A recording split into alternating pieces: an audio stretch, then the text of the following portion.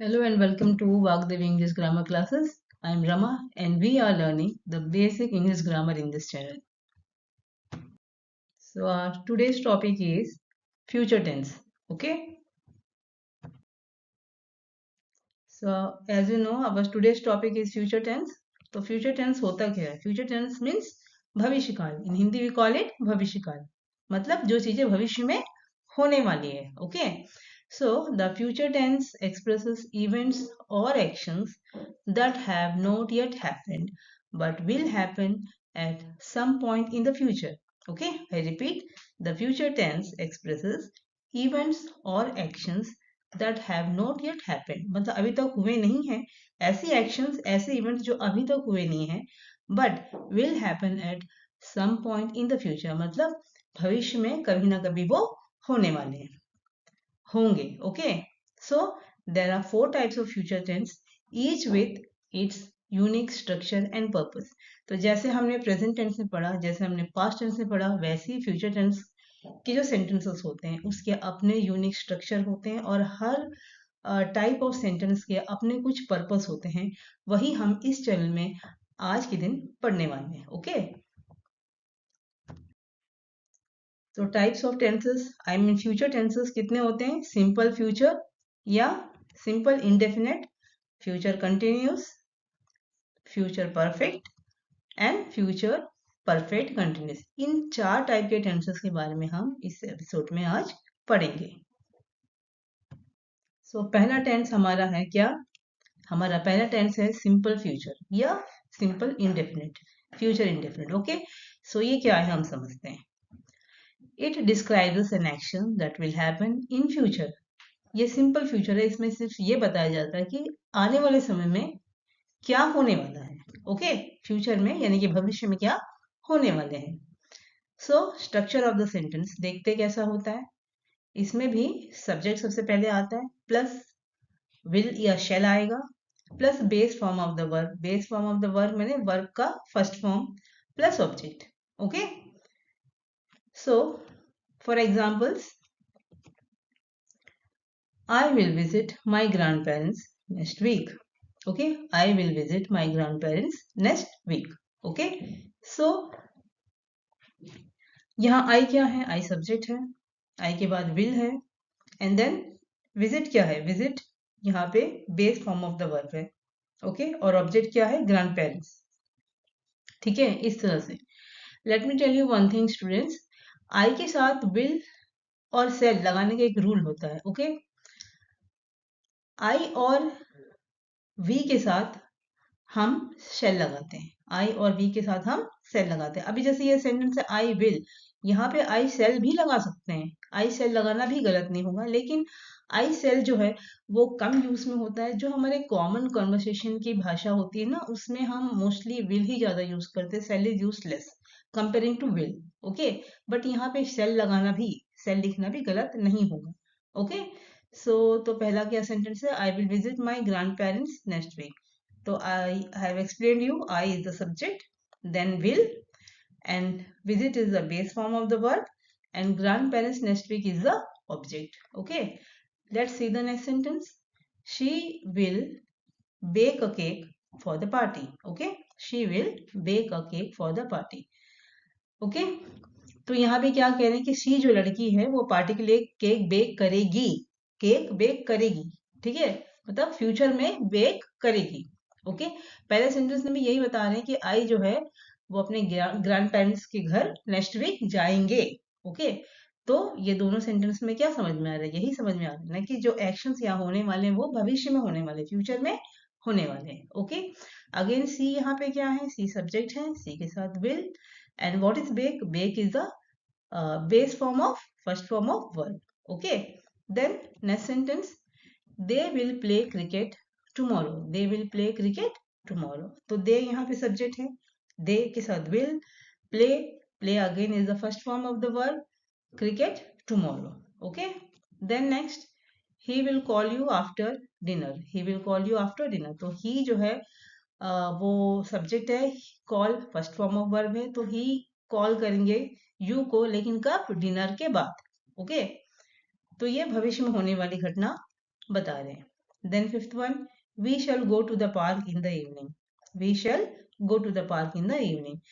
तो we is the subject, we के साथ shall and go to the park. Go यहाँ पे again verb का फर्स्ट फॉर्म है and to the park in the evening. ठीक है, तो यहाँ जो नेक्स्ट वीक है, इवनिंग है, नेक्स्ट मंथ है, नेक्स्ट ईयर है, इस तरह के शब्द होते हैं, इस तरह के वर्ड्स, वो भी हमें भविष्य में कुछ होने वाली घटनाओं की तरफ इशारा करते हैं। तो इस तरह के सेंटेंस जो होते हैं, जो जिसका स्ट्रक्चर ऐसा होता है, वो कहलाते हैं simple future tense. Okay, so simple future के बाद अब हम पढ़ेंगे फ्यूचर कॉन्टिन्यूस टेंस। ओके, अब ये क्या होता है? It describes an action that will be happening at a specific time in the future. मतलब ये वो टेंस है जो ये बताता है कि फ्यूचर में कोई स्पेसिफिक टाइम पे कोई एक्शन होगा। ओके, इसका स्ट्रक्चर कैसा है सेंटेंसेस का? ऑफ कोर्स पहले सब्जेक्ट प्लस विल या shall, then be plus base form of the verb, और वर्ब के साथ आईएनजी भी लगेगा, और ऑब्जेक्ट। ठीक है, क्योंकि कंटिन्यूअस टेंस है तो आईएनजी आना ही है। Okay, I repeat, subject plus will और shall plus be plus base verb के साथ आईएनजी प्लस ऑब्जेक्ट। चलिए देखते हैं examples. I will be reading a book at 8 p.m. I will be reading a book at 8 p.m. तो देखिए यहाँ पे क्या कह रहे हैं, यहाँ पे भी फ्यूचर में होने वाली एक्शन के बारे में बता रहे हैं। जैसे आई क्या है, आई सब्जेक्ट है, विल यहाँ आएगा, then be, okay, then read, read क्या है, read base form of the verb है, उसमें फिर आईएनजी लग जाता है, क्योंकि कंटिन्यूअस टेंस है इसलिए आईएनजी लगेगा। Okay, so I will be visiting, sorry, I will be reading a book at 8 p.m. Okay, 8 बजे मैं एक बुक पढ़ रहा हूँगा। 8 बजे मैं क्या कर रहा हूँगा? मैं एक बुक पढ़ रहा हूँगा। इस सेंटेंस का ये मतलब है। ओके, मतलब कुछ ऐसी चीज बता रहे जो 8 बजे मतलब फ्यूचर में कंटिन्यू होने वाली है। ठीक है, then the second sentence, she will be cooking dinner when we arrive. She will be cooking dinner when we arrive. तो सी अगेन सब्जेक्ट, सी के साथ will, then be cooking, cook में आईएनजी लगा दिया तो ये क्या हो गया, बेस फॉर्म ऑफ वर्ब के साथ आईएनजी लग गया। डिनर व्हेन वी अराइव, ये यहाँ कह रहे हैं कि जब हम आएंगे तब सी जो है वो खाना बना रही होंगी। Okay, then the third sentence, we shall be attending the meeting at noon. We shall be attending the meeting at noon. noon माने दोपहर, यानी कि 12 बजे। आफ्टरनून को हम शॉर्ट में नून बोलते हैं। तो यहाँ कह रहे हैं वी यहाँ पे सब्जेक्ट है, वी के साथ शेल, देन बी, अटेंड के साथ आईएनजी लग गया तो ये हो गया अटेंडिंग, मतलब वर्ब के साथ I N G, the meeting at noon मतलब दोपहर को हम क्या कर रहे होंगे, मीटिंग अटेंड कर रहे होंगे। Okay, then next sentence, he will be playing the guitar at the event. He will be playing the guitar at the event. He subject, he के साथ will, then be, play में ing लग गया, playing हो गया तो ये base verb के साथ ing हो गया, the guitar at the event। तो ये कह रहे ही जो क्या कर रहे होंगे, ही यहाँ पे मतलब जो भी इवेंट होगा उसमें गिटार बजा रहे होंगे। ओके, इसका ये मतलब है। मतलब ये सारे सेंटेंस हमें ये बता रहे हैं कि फ्यूचर में आने वाले समय में क्या कंटिन्यू चलेगा, क्या एक्शन है जो कंटिन्यू चलेगा। ठीक है, then the fifth sentence, they will be travelling to America this time next week. Okay, next time I mean next week, इस समय दे क्या कर रहे होंगे, वो अमेरिका ट्रेवल कर रहे होंगे। Okay, this is the meaning of the sentence. Okay, so इस तरह के सेंटेंस जो होते हैं वो फ्यूचर कंटिन्यूस टेंस होते हैं। ओके, अब हम समझते हैं नेक्स्ट टेंस जो है future perfect tense. Okay, simple future, future continuous के बाद हम समझेंगे future perfect tense. Future perfect tense, okay, अब ये क्या होता है, it describes an action that will be completed before another action और time in the future. Okay, ये बताता है कि इसमें भी जैसे हमने पास्ट परफेक्ट टेंस में पढ़ा था वैसे ही इसमें भी दो एक्शंस एक साथ होते हैं। ओके, फ्यूचर परफेक्ट टेंस में भी दो एक्शंस एक साथ टेक्स प्लेस होते हैं। कैसे, ये कह रहे हैं कि पहला एक्शन कंप्लीट होने के पहले ही दूसरा नया एक्शन शुरू हो जाएगा। ओके, नया एक्शन शुरू होगा फ्यूचर में, ये फ्यूचर परफेक्ट टेंस हमें ये बताता है। ठीक है, तो इसका स्ट्रक्चर क्या है सबसे पहले देखते हैं। इसका स्ट्रक्चर भी ऐसी है कि सब्जेक्ट आएगा पहले, देन विल और shall, then have plus past participle of the verb form and object. ठीक है, this is the structure of these sentences. For example, first one is she will have cleaned the house before the guest arrive. What is the sentence? She will have cleaned the house before the guest arrive. देखो दो action यहाँ बता रहे हैं, ध्यान दीजिए। she will clean the house, clean the house एक पहला एक्शन है, देन दूसरा एक्शन क्या है, गेस्ट अराइव। तो यहाँ पे ये क्या कह रहे हैं कि गेस्ट के आने से पहले ही शी जो है वो घर साफ कर चुकी होगी, क्लीन कर चुकी होगी। ओके, ठीक है ना, पता चल रहा है ना, दो एक्शन यहाँ पे। She will have cleaned the house before the guest arrive, मतलब गेस्ट के आने से पहले वो एक एक्शन है, she जो है घर क्लीन कर चुकी होगी वो दूसरा एक्शन है। ओके, इस तरह से।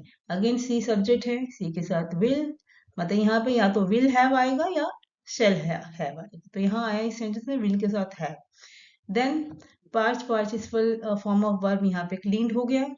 ओके, क्लीन में ईडी लग गया तो ये हो गया क्लीन्ड, ये हो गया past participle form of the verb. Okay, and then house before the guest arrive ये ऑब्जेक्ट है। ठीक है, तो इस तरह से सेंटेंस फ्यूचर परफेक्ट टेंस में बनते हैं। ओके, नेक्स्ट देखते हैं। दे will have reach the station before the time by the time the train departs. Okay, they will have reach the station by the time the train departs. Departs मैंने क्या होता है, जैसे गाड़ी स्टेशन छोड़ देती है ना, तो उसको बोलते हैं डिपार्ट्स। तो यहाँ पे क्या कह रहे हैं, दे will have reach the station by the time the train departs. तो मतलब ट्रेन स्टेशन छोड़ने से पहले जो दे है वो स्टेशन पहुंच चुके होंगे। ओके, भविष्य की बात बता रहे हैं कि ट्रेन स्टेशन छोड़ने से पहले जो दे हैं वो स्टेशन पहुंच चुके होंगे। Okay, they subject, will have they के साथ, देन रीच में ईडी लगा दिया तो रीच हो गए, this is the past participle form of the verb. ठीक है, और स्टेशन यहाँ पर ऑब्जेक्ट है, like that. Then the next sentence, we shall have completed the project by next month. Okay, I repeat, we shall have completed the project by next week. ठीक है ना, तो सॉरी नेक्स्ट मंथ। तो यहाँ क्या कह रहे हैं, ये कह रहे हैं कि नेक्स्ट मंथ तक हम, वी जो है कह रहे हैं कि हम अपना प्रोजेक्ट कंप्लीट कर चुके होंगे।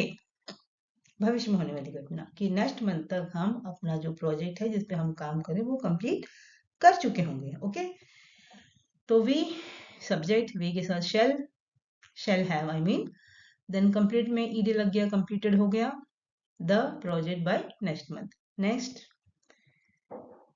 ही will have learn the song before the competition. Okay, तो यहाँ भी दो चीज बता रहे हैं, ही का सॉन्ग लर्न करना और बिफोर द कॉम्पिटिशन, मतलब ही जो है यहाँ पे कॉम्पिटिशन शुरू होने से पहले अपना जो सॉन्ग है वो लर्न कर चुके होंगे, सीख चुके होंगे। ओके, तो इस तरह के जो सेंटेंसेस हैं, इस टाइप के सेंटेंस को हम फ्यूचर परफेक्ट टेंस कहते हैं, right. So last type of tense क्या है, वो है future perfect continuous tense. Okay, अब ये क्या होता है, let's see. It describes an action that will continue up until a certain point in the future. मतलब ये कह रहे हैं कि कोई ऐसे एक्शंस हैं जो शुरू में प्रेजेंट में हुए लेकिन वो फ्यूचर तक कंटिन्यू चले, फ्यूचर तक, फ्यूचर में भी वो कंटिन्यू होंगे। Okay, then structure of the sentence क्या है देखते हैं। Subject plus will have been या shall have been plus base verb के साथ आईएनजी, जो बेस वर्ब होगा फर्स्ट फॉर्म ऑफ वर्ब होगा उसमें आईएनजी लग जाएगा, then object. Okay, this is the structure of future perfect continuous tense. Okay, then for example, I will have been studying for 3 hours by the time you arrive। ठीक है, मतलब यहाँ ये कह रहे हैं कि यू के अराइव होने से पहले आई जो है 3 घंटे से पढ़ाई कर रहे हैं, 3 घंटे से पढ़ाई कर रहे थे। कब, यू के अराइव होने से पहले, यू के आने से पहले आई जो है 3 घंटे तक पढ़ाई कर रहे हैं। Then she will have been working at the company for 5 years next month. She जो है वो एक कंपनी में काम कर रही है और वो कह रही है कि नेक्स्ट मंथ तक उनको काम करते करते क्या हो जाएगा, 5 साल हो जाएगा। काम करते करते 5 साल हो जाएगा। देखो ये जो सेंटेंस होते हैं ना बेटा, फ्यूचर परफेक्ट कंटिन्यूस, ये ड्यूरेशन नहीं बताता है। ओके, मतलब कोई ऐसी चीज जो प्रेजेंट में शुरू हुई और फ्यूचर तक कंटिन्यू चल रही है, तो वो ड्यूरेशन नहीं बताते हैं कि कोई एक्शन होते होते कितना समय हो गया है।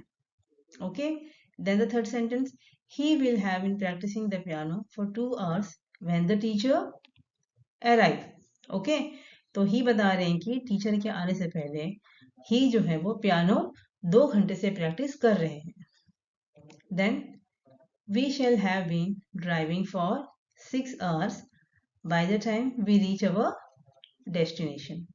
ठीक है, अपने डेस्टिनेशन पहुंचने से पहले वी कह रहे हैं कि हम 6 घंटे की ड्राइविंग कर चुके होंगे। Okay, then the fifth sentence, they will have been making preparations for the marriage for 2 months। मतलब दे ये कह रहे हैं कि मैरिज के प्रिपरेशन के लिए 2 महीने से वो प्रिपरेशन कर रहे होंगे।